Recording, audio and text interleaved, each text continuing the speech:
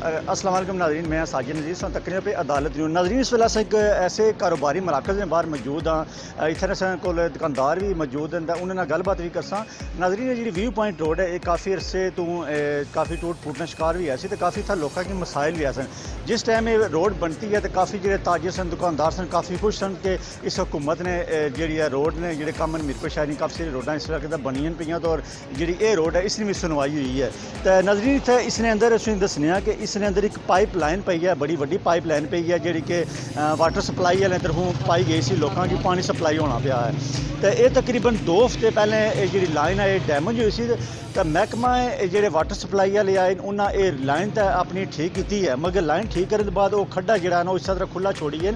काफ़ी अरसा तो इतना एक बिजली का खंभा से जो लोग रखे जो अपनी मदद आप जो इतना दुकानदार उन्हें, मगर गुज़श्ता रात की तकरीबन 2 तो 3 गड्डियाँ खंभे लगी इस वक्त अपने लोगों जो इतने कारोबारी लोग सन उन्हें खंभा जे के ईटा रखी ओड़ियां 2-4-5 तक ताकि जो इतना मजीद लोगों की गड्डियाँ ना खराब हो एक्सीडेंट हो। तो नाज़रीन जी दसांगे ना जी तकरीबन 2-3 फुट जी एक्सट्रा रोड है बहनी जानी इतों ये स्लोप आई गई, इस रोडा ये स्लोप आई गई है। हाल 1 महीना होया रोड बनते हैं, तो इतना सारे दुकानदार भी मौजूद ने गल सर ये दसो कि रोड तो हूँ बनती है तकरीबन कोई 2 महीने भी नहीं हुए, उस तो बाद एक खड्डा तो फिर मुड़ी का रोड बहनी जानी है, तो सर कौन इसकी ठीक कर सी? बिस्मिल्लाहिर्रहमानिर्रहीम। सर पहले तो मैं अदालत न्यूज़ का शुक्रिया अदा करता हूँ।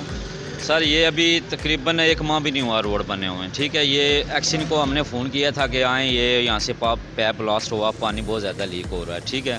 वो आए हैं, 1 दिन में काम किया है, वो कह रहे थे 2-3 दिन तक ये जो है ना काम हम कर देंगे, यहाँ पे सीमेंट बजरी वगैरह डाल के फिल कर देंगे, लेकिन वो नहीं आए। उसके बाद ये देखें इधर रोज़ाना कोई ना कोई हादसा होता है, यहाँ से इतने कस्टमर गुजरते हैं प्लस गाड़ियाँ आती हैं, लिहाजा काम वाला से अर्ज है कि इसको जल्दी जल्दी ठीक करो। देखो रोड तो बन गई है, लेकिन मसला इसना यह है कि जो पाइप एक दफ़ा डैमेज हो गया ना, इन्हें आए ने अपना मुतलका महकमे वाले आए, उन्होंने कहा जी ऐसा रिपेयर करी छुड़िया हुआ, कल बंदे अफसर इसकी पढ़ाई करी के कंप्लीट करी जा सन, बिल्कुल उत्थे काम सटी के चले गए। उन्हें तकरीबन 10 फुट जड़ा ना इसनी जगह सारी अगे तक ना बहनी है, पानी भी चला गया ना, पानी ला गया, बिल्कुल खाली जगह है। ये बस इंतज़ार करने पे महकमे वाले कि बड़ा जहा हादसा हो तो फिर असा इसकी पढ़ाई स्टार्ट कर सा, एक अद बंदा मरसी तो जड़ा ना दोबारा काम स्टार्ट कर सन।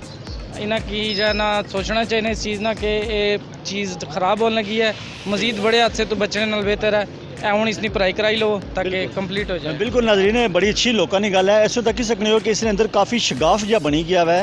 ये तकरीबन 2 तो 3 जो ना भाई इसने फुट जोड़े कोल काले तो बहनी जानी है, मगर अगों भी इसकी लोग निशानदेही करने पे जो इतने मौजूदा लोग हैं वो भी निशानदेही करने पे कि अगर भी मजीद जी रोड है खराब होनी जानी है। खड्डा तो पै गया लेकिन मेरी गड्डी का सत्यानाश हो गया, कल मेरी गड्डी जान लगी सी अंदर, अच्छा तो जा चली गई, कम से कम 10-15 हज़ार रुपये का नुकसान हो जाता। सर अल्लाह जी ठीक किया जाए, ये कौन ठीक कर सी? ये गवर्नमेंट कर सी और कौन कर सी? 2 हफ्ते तो हो गए इसकी बनते हैं, तो काफ़ी लोगों का नुकसान भी होना पाया है। ये गरीब आवाम का नुकसान है ना, गवर्नमेंट का नुकसान तो नहीं ना, किसी बड़े बंदे का नुकसान हुआ तो इस नाल कढ़िया जाए ना। बिल्कुल जी जी सर 2 हफ्ते हो गए, ठीक है। इतों पानी ने लाइन फटी सी, महकमे ले आए उन्होंने रोड भनी है तो खड्डा मारिया ने रोड साइड की ने, लेकिन फिर मुड़ी उसे तो बाद रोड की साइड करना भूली गए, ठीक है। पाइप तो उन्हें अपना भूली नहीं गया, उन्हें याद हो वैर तो फिर पर करन हो तो अगले पास भी रोड बह गई है। बल्दिया वाले कोई टाइम पहले उतना पाइप पाया हुआ है, ठीक है। रोड नवी बनी है, बल्दिया वाले पाइप पाया, ठीक है। बल्दिया वाले पैसे लेके आपू साइड पर हो गए और जहाँ पर बने खड्डा, कोई ना कोई एक्सीडेंट होने का खतरा। कल इतने 3 गड्डियाँ सन, 12 ही सी, 3 गड्डियाँ वारों वार इतने बजियाँ, इतने खंभा भी पे सी, कोई किसी एहसास नहीं, सिर्फ उन्हें ये पता कि अपना काम सीधा करना, बाकी अवाम का ख्याल रखना, कोई किसी नहीं पता।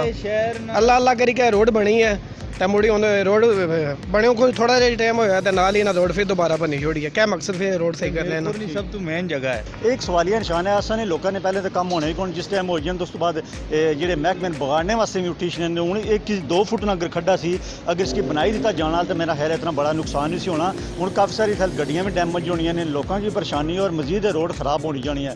तो जो सबक मिनिस्टर हैं चौधरी मोहम्मद सईद साहब, उन्होंने जी नून हुकूमत है उन्होंने रोडा ने काम शुरू किया, मगर उस तो बाद मेनटेन करने वास्ते इन्हें की तकने सुनने वास्ते भी कोई ना कोई महकमा होना चाहिए। कैमरा मैन साजिद नज़ीर, अदालत न्यूज़, मीरपुर, आज़ाद कश्मीर।